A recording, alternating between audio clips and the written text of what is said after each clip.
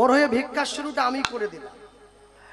আজকে আমাকে যেমন ভাবে আপনারা উদ্বুদ্ধ হয়ে দিলেন, ওরা দুই ভাই যখন আপনাদের বাড়ির দরজায় গিয়ে দাঁড়াবে, আমি চাই আগামী থেকে ওকেও ওইভাবে আপনারা ভিক্ষা দেবেন। কেন জানেন? যে গ্রামে 50টা মুসলিম বাড়ি আছে সে গ্রামে একটা মসজিদ তৈরি হয়ে যায়, যে গ্রামে 500 হিন্দু বাড়ি আছে একটা মন্দির তৈরি হয় না। এটা কিন্তু আমাদের জন্য খুব একটা ভালো দিক নয়, এটা খারাপ দিক। আর এরা দুই ভাই সারা বছর পরিশ্রম করে এই এতগুলো হিন্দু মানুষকে এক জায়গায় জড়ো করেছে। কেন জানেন? যাতে আমাদের মধ্যে ঐক্যবদ্ধতা, মেলবন্ধনটা আগের মতো গড়ে ওঠে। এখনো যদি তোমরা বুঝতে না শেখো, এখনো যদি তোমরা একে অপরের পিছনে কাঠি করো, এখনো যদি তোমরা একে অপরের সঙ্গে হিংসে করো, তাহলে আমার কথাটা মিলিয়ে নিও, আজ থেকে 20 বছর পরে আমি থাকি চাই না থাকি, এই জায়গাটাও কিন্তু সন্দেশখালিতে পরিণত হয়ে যাবে। হরি বল, হরি বল। এখনো সময় আছে, এক হবে, হাতে হাত ধরে বাঁচবে, হরিনামের জন্য সাহায্য সহযোগিতা করবে। আমি তো একা একটা হরিনাম করাতে পারি না। এরা যখন দায়িত্ব নিয়েছে, আমি যদি 100 টাকা দেই, আমি একবারও বুঝে দেখলাম না আমার ওই 100 টাকাটা কত শয় শয় ভক্তের পাতে প্রসাদ হয়ে গিয়ে পড়বে। টাকাটার কিন্তু সৎ ব্যবহার হবে। আমি তো চা বিড়ির দোকানে বসলে এমনি 50 টাকা খরচা হয়ে যাবে, হ্যাঁ, মনে রাখবেন। তাই আমি আজ যখন সন্ধ্যাবেলা বসেছিলাম এর সঙ্গে আসরে আসার আগে, তো ও আমার পায়ের কাছে বসে কেঁদে দিয়েছে। বলছে, দাদা আসরটা মনে হয় বেশি দিন আর চালাতে পারবো না। বললাম, কেন? বলছে, মানুষে তো ভিক্ষা দেয় না দাদা। 1 মাস 2 মাস ধরে ভিক্ষা করেছি, মাত্র 20,000 টাকা ভিক্ষা উঠেছে। তাহলে 20,000 টাকা ভিক্ষা দিয়ে কটা কীর্তনের দলকেই তো বিদায় করতে পারবো না। তাহলে এত বড় প্যান্ডেল, লাইট, মাইক, এত ভক্তদের সেবা কি করে করি? তা আমি বললাম যে আমি মানুষের কাছে দাঁড়িয়ে, আমি যখন এসেই পড়েছি তোমার এখানে, যে কথা বলে যাব, যদি মানুষের প্রকৃত বিবেকে লেগে থাকে, আসরটা তোমার বন্ধ হবে না, বরং বড় হয়ে যাবে আগামী থেকে। তাই যারা বসে আছেন, জ্ঞানীগুণী জন, বয়োজ্যেষ্ঠ জন, আপনারা সকলে মিলে এক হয়ে এদের দুই ভাইয়ের সঙ্গে মিলে এই হরিনামটা যাতে দীর্ঘ দিয়ে থেকে দীর্ঘতর করা যায়, দীর্ঘতম করা যায়, চেষ্টা করবেন। আর সবার আগে এটা চেষ্টা করবেন যাতে কোনোদিনও হরিবাসরটা বন্ধ না হয়। ওদেরকে সাহায্য করবেন। ওদের পরিবার, ওরা এত গরিব হয়েও, এত অর্থ কষ্ট থেকেও ভগবানকে ঘরে এনে বসিয়েছে, আপনাদের মতো ভক্তদের চরণধুলি কামনা করেছে। এটাই ওদের সব থেকে বড় প্রাপ্তি। এ শুধু তাই নয়, এ আমাকে 2-1 জায়গায় আসরে বায়নাও পর্যন্ত দিয়েছে। বলছে কিছু যায়, ও কীর্তনের শেষে ওকে আমি বলতাম, তুমি 1000 টাকা নাও। আজ পর্যন্ত কোনোদিনও আমার কাছে 10 টাকা নেয়নি। হ্যাঁ, এরা দুই ভাই খুবই ভালো, ছুটে আসে যেখানে আমি গানে যাই, দুইজন ছুটে যায়। এদের এই অক্লান্ত পরিশ্রম আপনারা চাইবেন সারা জীবন যাতে দুই ভাই এক হয়ে থাকে, ভাইয়ে ভাই বিবাদ যেন না লাগে, এদের প্রকৃত শান্তির সংসার গড়ে উঠুক। আপনাদের আশীর্বাদ, আপনাদের চরণধুলি এর কাম্য। এবং সকলের সেবা করে ঘরে ফিরবেন, কেউ সেবা না করে ফিরবেন না। ঈশ্বরের কাছে জানাবেন তাদের দীর্ঘায়ু লাভ হয়। হরিনামটা যাতে আরো সুন্দরভাবে, এটা সুস্থ দেহে সুস্থ থেকে সকলের সহযোগিতা নিয়ে হরিনামের প্রচারটা সারা জীবন এরা করে যেতে পারে। নিতাই গৌর, নিতাই গৌর প্রেমানন্দে। হরি বল, হরি বল। হ্যাঁ,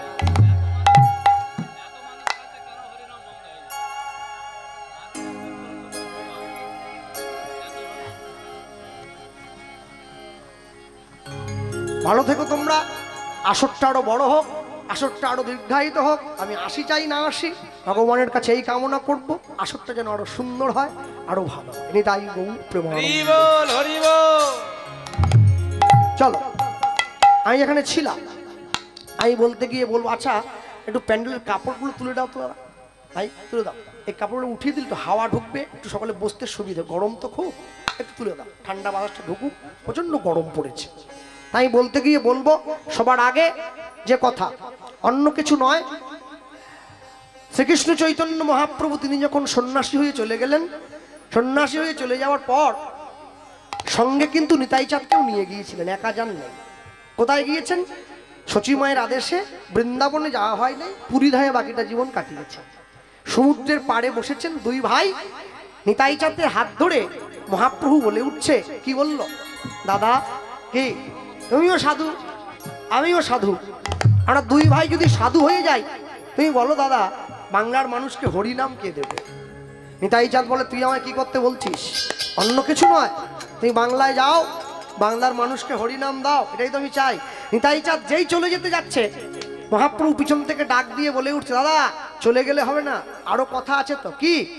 একটা বিয়ে করবে আর ছেলে মেয়ের জন্ম দেবে। বলিস কি রে? আমার মতো সন্ন্যাসীকে লোক মেয়ে দেবে? এই 1 লাখ টাকা নিয়ে যে হরিনাম গায় সে মেয়ে পায়নি, আমি বিনা পয়সায় হরিনাম গাই, আমাকে মেয়েকে দেবে? আরে যাও, ভাবছো বসে চলবে কিসে? তুমি ভাববার কে? তোমার ভাবনা যিনি ভাবছেন তুমি ভাবো তাকে। তুমি চলে যাও, আমি তোমায় বলছি তুমি হরিনামে পাবে, মেয়েও পাবে, তোমার বিয়েও হবে।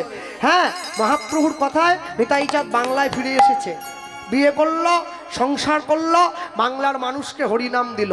হরিসভায় দাঁড়িয়ে আমাদের আস্বাদিত গীতব্য লীলা মাধুর্য শ্রীপাদ নিত্যানন্দের সংসার। নিতাই গৌর প্রেমানন্দ হরি বল হরি বল। মহাপ্রভু হাত ধরে নিয়েছে। কার হাত? নিতাই চাঁদের হাত ধরে কি বলল? তুমি শোনো শোনো শোনো শোনো নিত্যা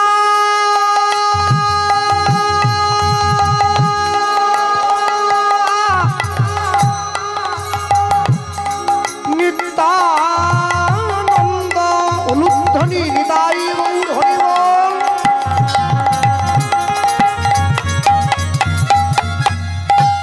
অগয় অবধূত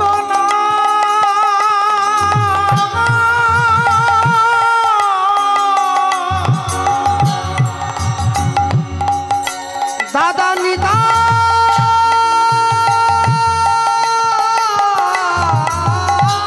আমার, দাদা নিতাই আমার, দাদা নিতাই আমার। শোনো শোনো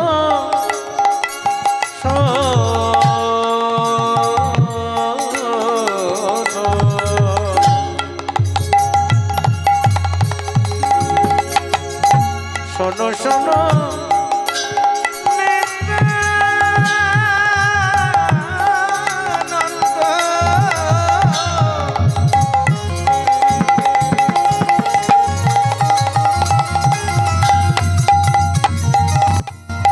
এই কলির জীব, এই কলির জীব সব জন্ম অন্ধ।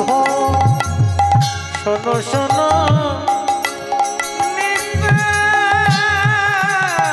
নিত্যানন্দ।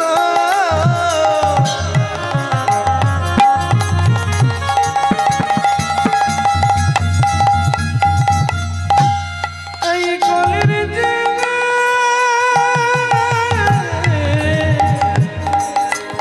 সব জন্ম ও দাদা বলিলেও কেউ না লয় কৃষ্ণ নাম, দাদা বলিলেও কেউ না লয় কৃষ্ণ নাম, দাদা বলি দাদা মধুর কৃষ্ণ নাম কেউ নিল না। মধুর কৃষ্ণ নাম কেউ নিল না। দাদা মধু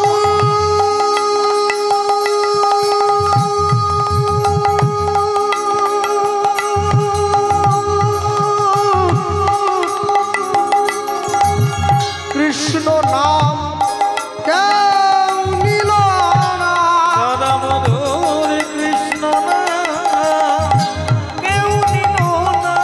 সবাই বিষয় রসে মেতে রইল, মধুর কৃষ্ণ নামে কেউ নিল না। শুধু মিছে মায়ায় বদ্ধ হয়ে রইল। কৃষ্ণ নামে কেউ নিল না। শুধু আমার আমার করে মরল। মধুর কৃষ্ণ নামে কেউ নিল না। দাদা শোনো শোনো তুমি আমার কথা, মধুর কৃষ্ণ নামে কেউ নিল না। এ যে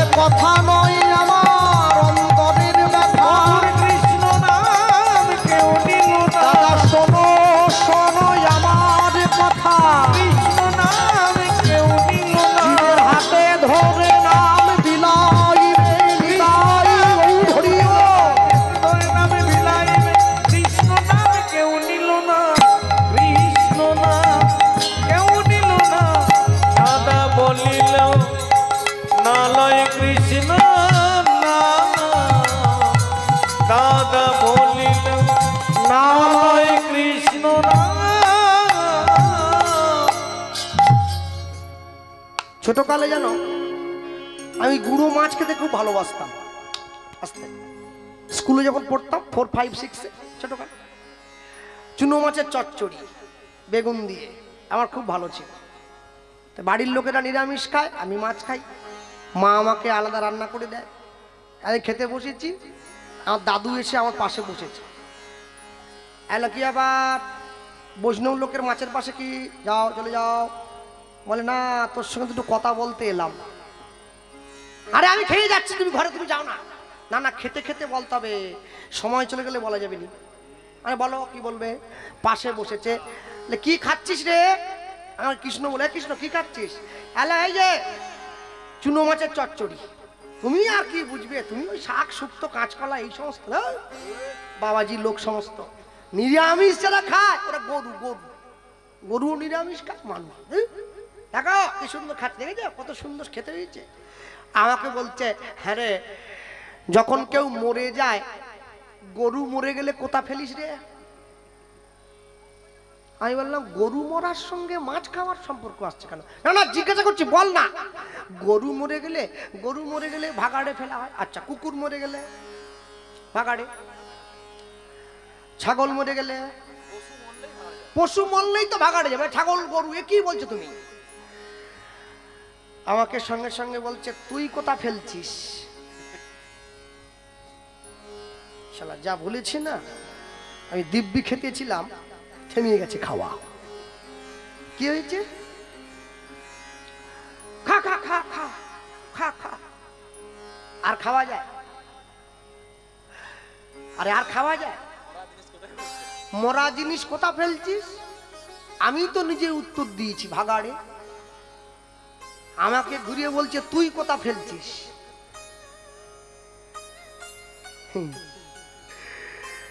বলছে পেটটাকে ভাগাড় করে ফেললি। হ্যাঁ রে, বাস বলে উঠে চলে গেছে, আর কিছু বলে। ওই যে বলেছে এক কথায় ছেড়ে গেছে সব, আর খেতে পারিনি। শরীরটাকে ভাগাড় করে ফেলবো? ছি ছি ছি ছি ছি ছি। হ্যাঁ, মানুষ বড় আজব। মানুষ পাথরের শিবের মাথায় দুধ ঢালে, নিজের জ্যান্ত বাবাকে কোনোদিন একটু খেতে দেয় না।